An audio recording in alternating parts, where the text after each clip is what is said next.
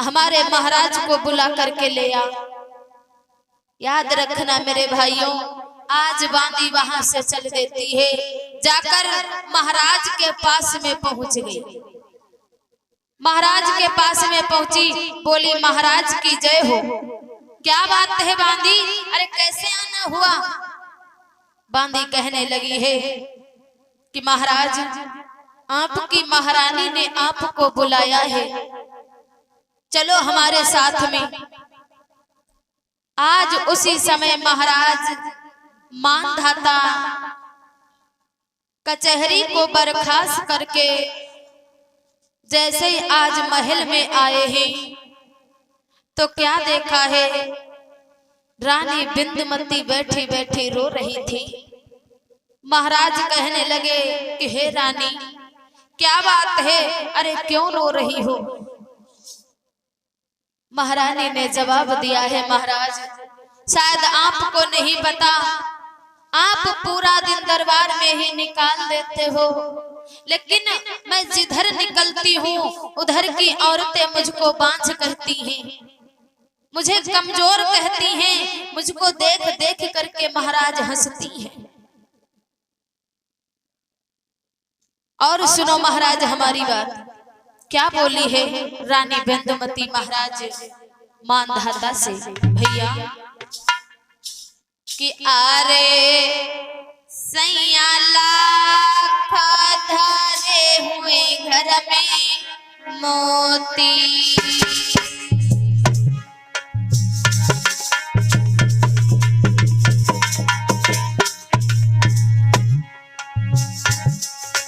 आरे घर में लाख धारे हुए गोपी मोती,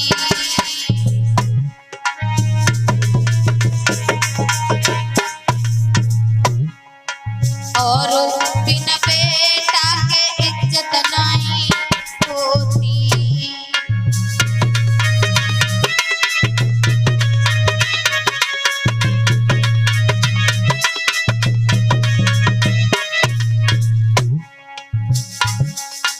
अरे दुखिया रे आंगन में रोती रोती,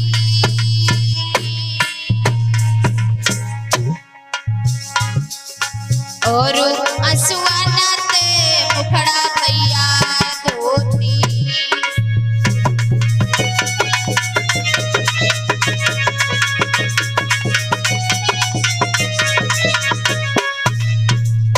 आज महाराज समझा रहे हैं, रानी तुम पागल मत बनो, एक संतान के लिए इतनी दुखी हो रही हो, इतनी परेशान हो रही हो, शायद तुम्हें नहीं पता।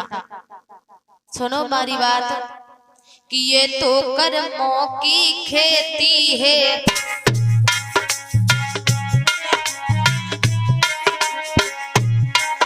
ये तो कर्मों की खेती है, जो होएगा सो पाएगा, कर्मों से हाथ बटाने में, कर्मों से हाथ बटाने में कभी बेटा काम न आएगा।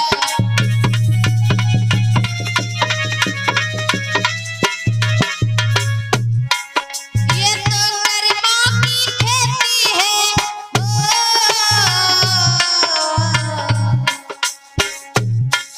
ये तो कर्मों की खेती है, जो होएगा सो पाएगा, कर्मों से हाथ बटाने में, कर्मों से हाथ बटाने में कभी बेटा काम न आएगा।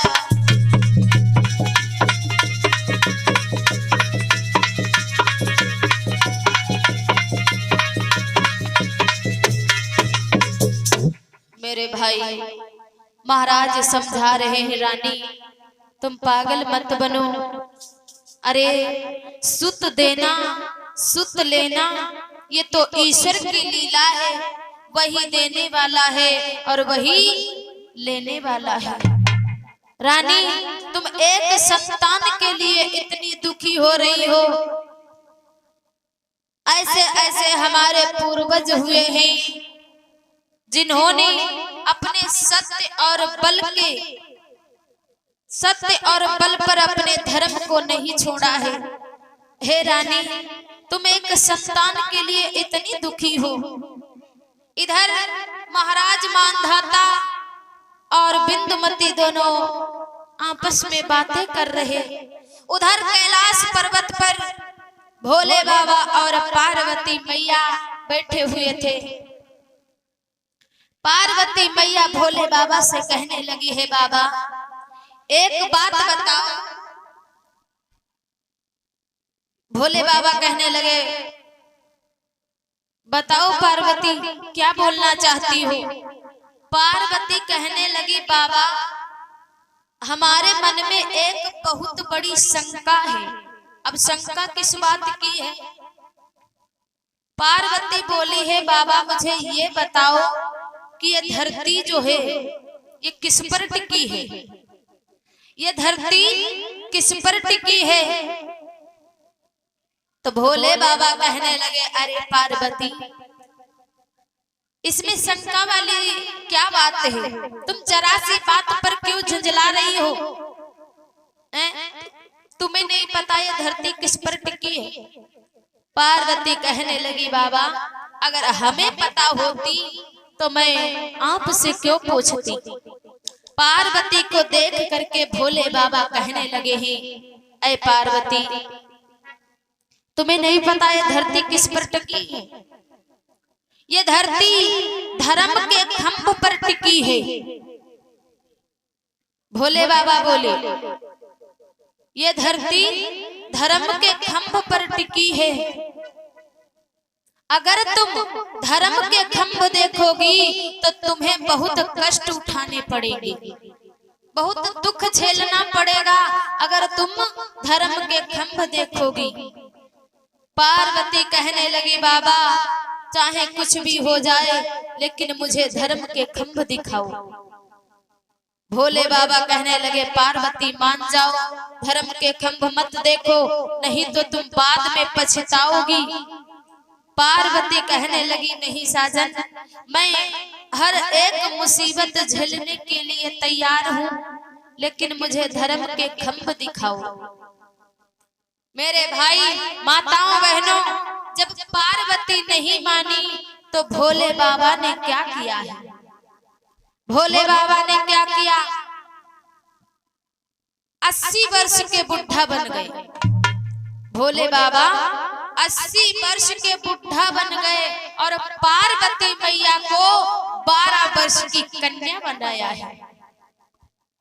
जैसे पार्वती मैया को 12 वर्ष की कन्या बनाया है मेरे भाई, आज भोले बाबा के तन से कोढ़ निकलने लगा। कोढ़ चुचा रहा है, तन से मवाद निकल रही है और उनके साथ में एक 12 वर्ष की कन्या है।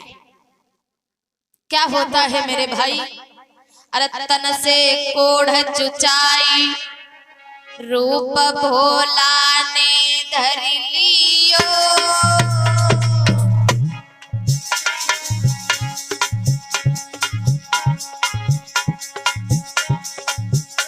अरे तन से कोढ़ चुचाई रूप भोला ने धर लियो। अरे सुंदर कन्या पार्वती को भोला ने कियो।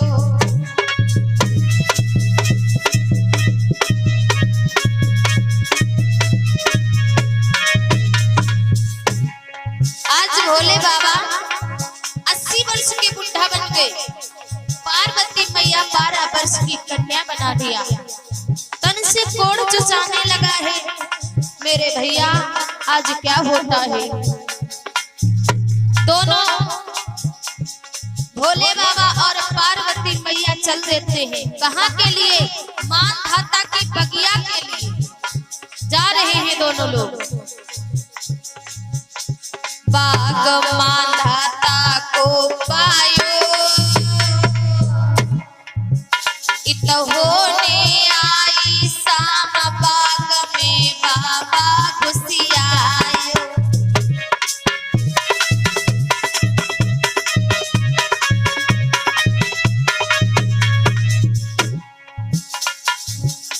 बाग मानधाता को पायो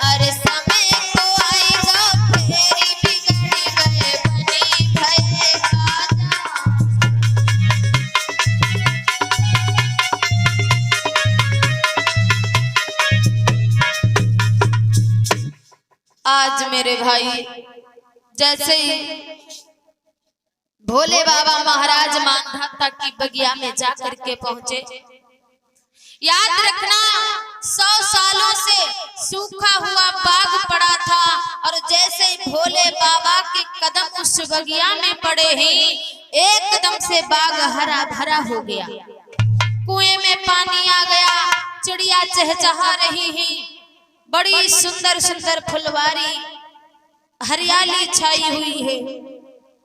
मेरे भाई आज इधर धीरे धीरे समय व्यतीत हुआ, शाम का समय था जब भोले बाबा महाराज मानधाता की बगिया में पहुंचे। शाम का समय था,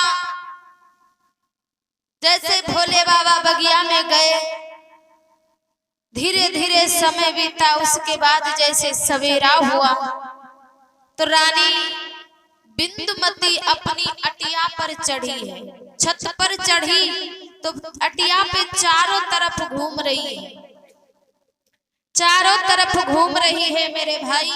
तो तब तक नजर पड़ी बगिया की तरफ। 100 सालों से सूखा हुआ बाग पड़ा था और जैसे ही रानी बिंदुमती की नजर पड़ी है तो क्या देखा है, पूरी बगिया में हरियाली है, चिड़िया चहचहा रही है, फुलवारी खिली हुई है, पूरी बाग में हरियाली छाई हुई है। आज रानी बिंदुमती ने उस बगिया को देख करके बड़ी खुश हो गई है। अरे रात भर में ये क्या हो गया, इतनी सुंदर बगिया लग रही है। रानी बिंदुमती वहां से उतर करके चल देती है, कहां? अपने महाराज मानधाता के पास। अरे बिंदुमती अटिया पर ठाणी